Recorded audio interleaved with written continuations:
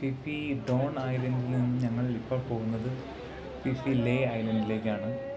അപ്പോൾ ഫിഫി ലേ ഐലൻഡിൽ മെയിനായിട്ട് 3 കാര്യങ്ങളാണുള്ളത്. ഒന്ന് ഫിഫി ലേ ബേ, മായ ബേ, പിന്നെ ഒരു വൈക്കിംഗ് കേവ്. അപ്പോൾ നമ്മൾ കണ്ടതാണ് വൈക്കിംഗ് കേവ്. അപ്പോൾ ഈ ഫിഫി ലേ ബേയിലേക്കാണ് ഇപ്പോൾ നമ്മുടെ ബോട്ട് എടുത്തുകൊണ്ടിരിക്കുന്നത്. അത് ആക്ച്വലി ഒരു ബീച്ചൊന്നുമല്ല, എങ്കിലും എല്ലാ ബോട്ടുകളും അവിടെ നിർത്തും. അപ്പോൾ അവിടെ സ്വിമ്മിങ് ചെയ്യാൻ താല്പര്യമുള്ളവർക്ക് സ്വിമ്മിങ് ചെയ്യാം, സ്നോർക്കലിംഗ് ചെയ്യാം, അതിനൊക്കെയുള്ള സൗകര്യം അവിടെയുണ്ട്. അപ്പോൾ പല ബോട്ടുകളും ഇവിടെ കുറച്ച് നേരത്തേക്ക്, ഏകദേശം ഞങ്ങളുടെ ബോട്ട് ഏകദേശം 1 മണിക്കൂർ നേരത്തേക്ക് ഇവിടെ നിർത്തിയിട്ടിരിക്കുകയായിരുന്നു. അതോടൊപ്പം മറ്റൊരു മെയിൻ അട്രാക്ഷൻ ഇവിടെ ഉള്ളത് ഈ ബോട്ടാണ്, ലോങ് ടൈൽ ബോട്ട്. അപ്പോൾ മെയിൻ ബോട്ടുകൾക്ക് പോകാൻ പറ്റാത്ത പല സ്ഥലങ്ങളിലേക്കും നമ്മൾക്ക് ഈ ചെറിയ ബോട്ടിൽ പോകാൻ പറ്റുന്നതാണ്. അപ്പോൾ അതുപോലത്തെ ഒരു ബോട്ടിലാണ് നമ്മൾ കയറിയിരിക്കുന്നത്. ഏകദേശം 400 ബാത്താണ് ഇതിൻ്റെ ഫീ വരുന്നത്. 1000 രൂപയോളം എടുത്തു വരും.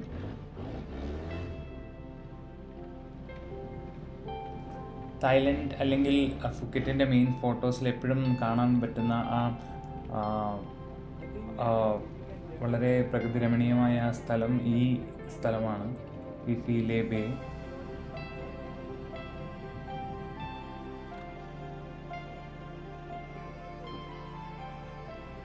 ഇപ്പോൾ ഓഫ് സീസണാണ്, എന്നിട്ട് കൂടി ഇത്രയും തിരക്ക് ഇവിടെയുണ്ട്. അപ്പോൾ സീസണിൽ ഭയങ്കര തിരക്കായിരിക്കുമെന്നാണ് ഞാൻ പ്രതീക്ഷിക്കുന്നത്. മാത്രമല്ല ഈ പാറക്കെട്ടുകൾ തന്നെ വളരെ പൊക്കത്തിലാണ്, ഏകദേശം 10 നിലയോളം പൊക്കം വരുന്ന അത്രയും പൊക്കത്തിലാണ് ഈ പാറക്കെട്ടുകൾ നിൽക്കുന്നത്. അതിൻ്റെ ഒരു നടുക്കായിട്ട് ഒരു ചെറിയ പ്രദേശമാണ് ഈ ഫിഫി ലേ ബേ. ഇവിടെ നമുക്ക് ഇറങ്ങാനുള്ള സൗകര്യം ഇല്ല, പക്ഷേ ബോട്ടുകൾ ഒരു അറ്റം വരെ പോയിട്ട് തിരിച്ച് കറങ്ങി വരികയാണ് സാധാരണ ചെയ്യുക.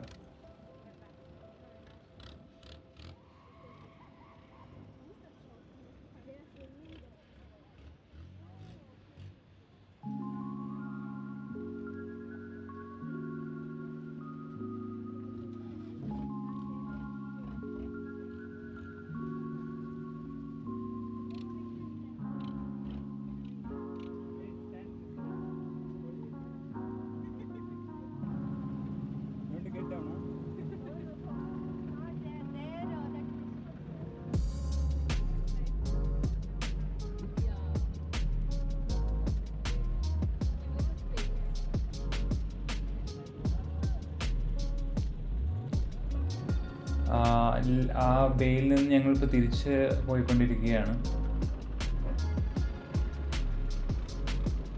ഈ കാണുന്നതാണ് ലോങ് ടൈൽ ബോട്ട്. അതിൻ്റെ ടെയിൽ അല്ലെങ്കിൽ അതിൻ്റെ മോട്ടർ ഘടിപ്പിച്ച ഭാഗം വളരെ നീളത്തിലായിരിക്കും, അതുകൊണ്ടായിരിക്കും അതിനെ ലോങ് ടെയിൽ എന്ന് പറയുന്നത്. എനിക്ക് തോന്നുന്നു അധികം ആഴമില്ലാത്ത സ്ഥലത്ത് പോലും ഈ ബോട്ട് ഉപയോഗിച്ച് യാത്ര ചെയ്യാൻ കഴിയും. അതുകൊണ്ടായിരിക്കാം ഇങ്ങനത്തെ ഒരു ബോട്ട് ഇവിടെ മാത്രം നമ്മൾ കാണുന്നത്. ഇതുപോലത്തെ ഒരുപാട് ബോട്ടുകളുണ്ട്. അപ്പോൾ പലരും ഈ ബോട്ടിൻ്റെ മുകളിൽ നിന്നും ഇരുന്നുമൊക്കെ ഫോട്ടോ എടുക്കാറുണ്ട്. അത് വളരെ നല്ലൊരു ഫോട്ടോ ആയിരിക്കും നമുക്ക് കിട്ടുക അങ്ങനെ എടുത്തു കഴിയുമ്പോൾ.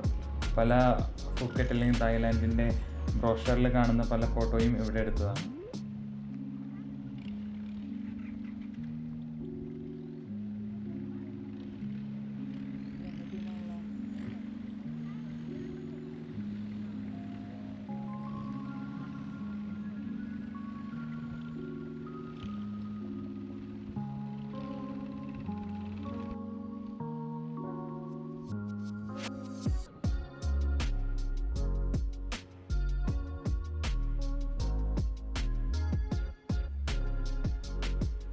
അങ്ങനെ കുറച്ച് നേരത്തിന് ശേഷം ഞങ്ങളൊരു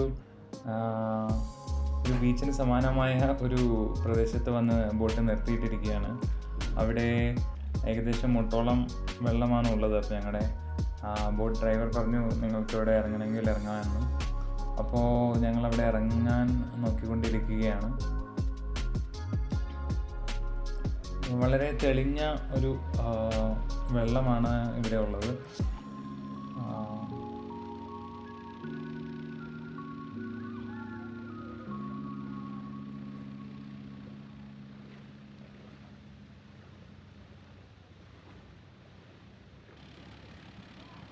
നീ നടന്നു വന്നേ.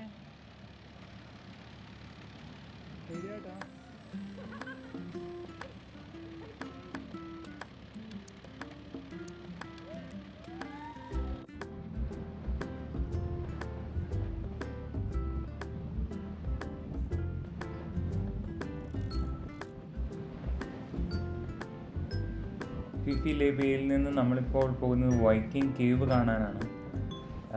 കേവുകൾക്ക് വളരെ പ്രസിദ്ധമായ ഒരു സ്ഥലമാണ് തായ്ലാൻഡ്. കുറച്ച് നാളുകൾക്ക് മുമ്പ്, എനിക്ക് ഓർമ്മയില്ല, പക്ഷേ വർഷങ്ങൾക്ക് മുമ്പ് ഒരു ഫുട്ബോൾ കോച്ചും കുട്ടികളും ഒരു കേവിലകപ്പെട്ടതും അതുമായിട്ട് ബന്ധപ്പെട്ട് നടന്ന രക്ഷാപ്രവർത്തനമൊക്കെ എനിക്ക് ഓർമ്മ വന്നു. അപ്പം അതുപോലത്തെ ഒരു കേവാണ് ഈ കാണുന്നത്. പക്ഷേ ഇവിടെ ആരെയും അകത്തേക്ക് പ്രവേശിക്കാൻ അനുവദിക്കുന്നില്ല. എന്തോ പ്രത്യേക രീതിയിൽ പ്രൊട്ടക്റ്റഡ് ഏരിയ ആണ്.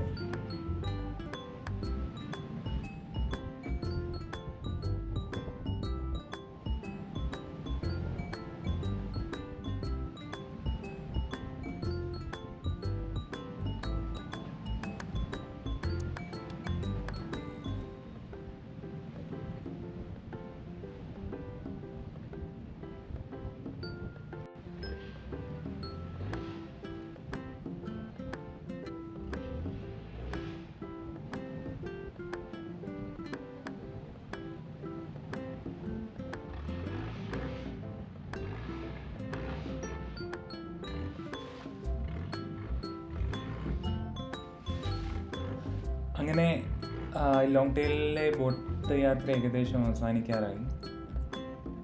അപ്പോൾ ഞങ്ങളുടെ മെയിൻ ബോട്ട് ലക്ഷ്യമാക്കി ഞങ്ങളിപ്പോൾ സഞ്ചരിച്ചുകൊണ്ടിരിക്കുകയാണ്.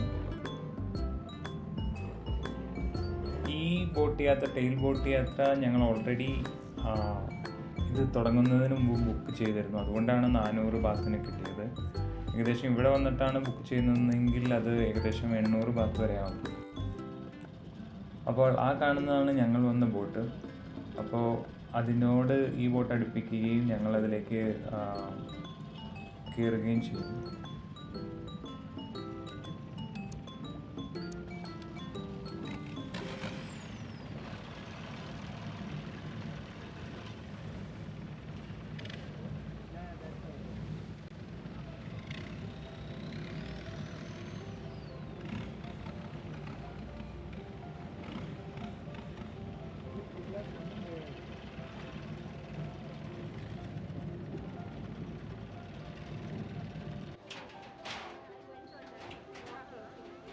അടുത്തായി ഞങ്ങളെത്തിയത് ഫിഫി ലേ ഐലൻഡിൽ തന്നെയുള്ള മായാ ബേയിലേക്കാണ്.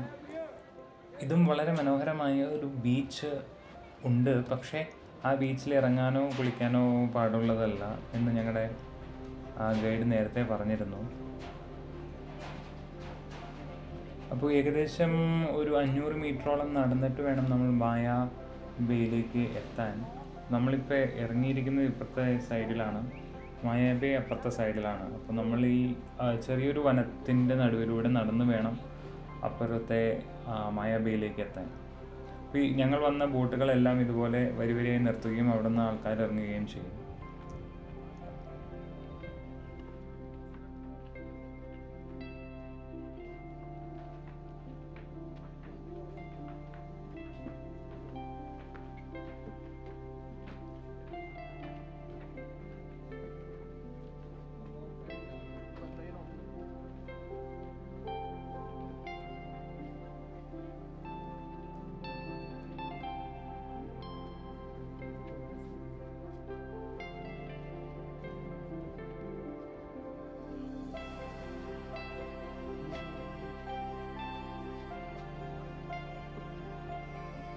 ഇതാണ് മായാ ബേയുടെ പ്രവേശന കവാടം. ഞങ്ങൾ ടൂർ പാക്കേജ് ഉൾപ്പെട്ട് വന്നിരിക്കുന്നത് കൊണ്ട് ഞങ്ങൾക്കിവിടെ ഫീ കൊടുക്കേണ്ടി വന്നില്ല. പക്ഷേ ഏകദേശം 400 ബാത്താണ് ഫോറിനേഴ്സിന് വേണ്ടി ഇവിടെ കൊടുക്കേണ്ടത് എൻട്രി ഫീ ആയിട്ട്.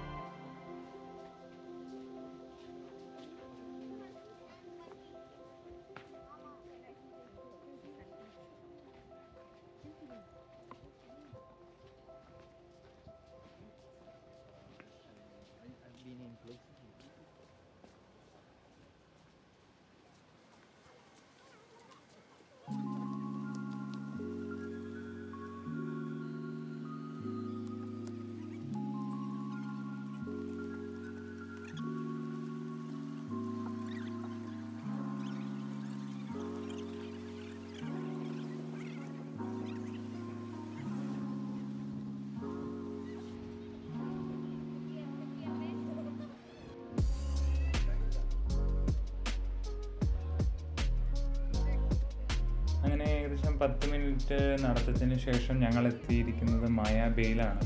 അപ്പോൾ ഇതൊരു ബീച്ചാണെങ്കിൽ കൂടെ ഇവിടെ കുളിക്കാനോ അല്ലെങ്കിൽ സ്വിമ്മിങ്ങിനോ ഒന്നും അവസരമില്ല, അതവിടെ എഴുതി വച്ചിട്ടുണ്ട്.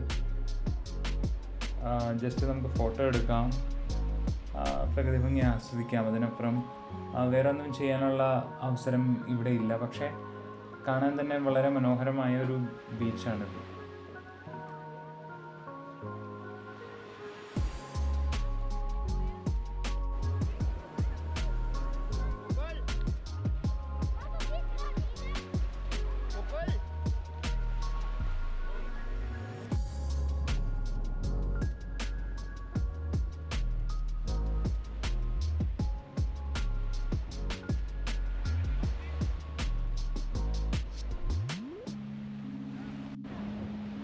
ബീച്ചിൽ പലതരത്തിലുള്ള ഫോട്ടോഗ്രാഫി നമുക്ക് കാണാൻ സാധിക്കും.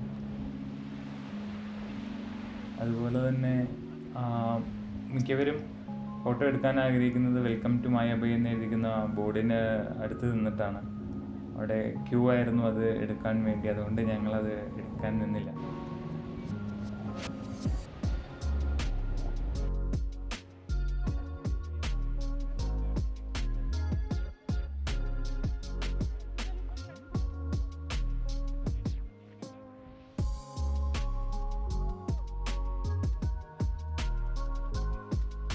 തിരിച്ച് പോകുന്ന വഴിയിലാണ് ഇവിടെ ഒരു ചെറിയൊരു അമ്പലം, എനിക്ക് തോന്നുന്നു ഇവരുടെ മത ആചാരപ്രകാരമുള്ള ചെറിയ ഒരു അമ്പലമാണ്.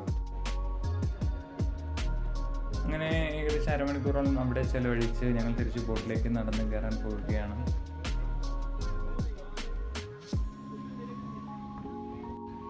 അടുത്തായി നമ്മളെത്തിയത് കൈ നോയ് ഐലൻഡ് എന്ന് പറയുന്ന ഐലൻഡിലേക്കാണ്.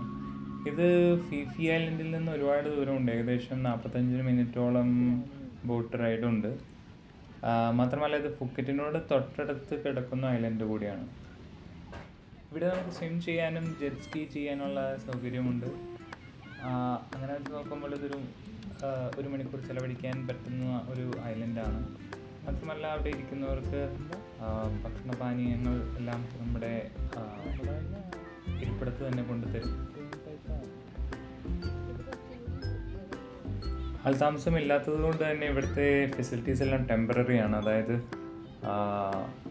ഈ ബീച്ചിലുള്ള ഷോപ്പുകളെല്ലാം ടെമ്പററി ആയിട്ട് സെറ്റപ്പ് ചെയ്തിരിക്കുന്നത് കൊണ്ട് തന്നെ ഇവിടെയുള്ള എല്ലാ ഫെസിലിറ്റികൾക്കും നമ്മൾ ക്യാഷായിട്ട് പേ ചെയ്യേണ്ടതുണ്ട്. എക്സാമ്പിൾ ഇപ്പോൾ നമ്മളിരിക്കുന്ന ഈ ചെയറിനാണെങ്കിൽ 150 ബാത്ത് കൊടുക്കണം, 2 ചെയറിന് വേണ്ടിയിട്ട്. മാത്രമല്ല ടോയ്ലറ്റ് യൂസ് ചെയ്യുന്നതിന് 20 ബാത്ത് കൊടുക്കണം. അപ്പോൾ അതുപോലെയുള്ള കാര്യങ്ങൾ ഇവിടെയുണ്ട്. പക്ഷേ സ്വിമ്മിങ് ചെയ്യാനും 1 മണിക്കൂറത്തേക്ക് ചിലവഴിക്കാനും നല്ല ബെസ്റ്റ് ഐലൻഡാണ് ഇത്.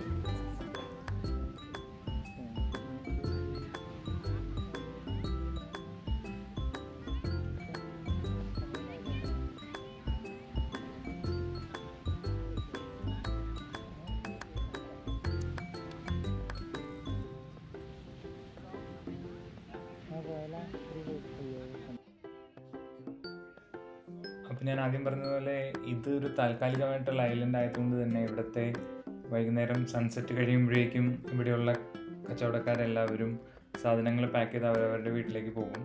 അപ്പോൾ അതിനുള്ള തയ്യാറെടുപ്പുകൾ തുടങ്ങിക്കഴിഞ്ഞു. നമ്മൾക്കും ഏകദേശം ഇവിടെ നിന്ന് ലീവ് ചെയ്യേണ്ട സമയമായി. ബോട്ടിൽ ഏകദേശം 5:30 എത്താനാണ് നമ്മുടെ ഗൈഡ് പറഞ്ഞിരിക്കുന്നത്. അപ്പോൾ ഞങ്ങൾ ബോട്ട് ലക്ഷ്യമാക്കി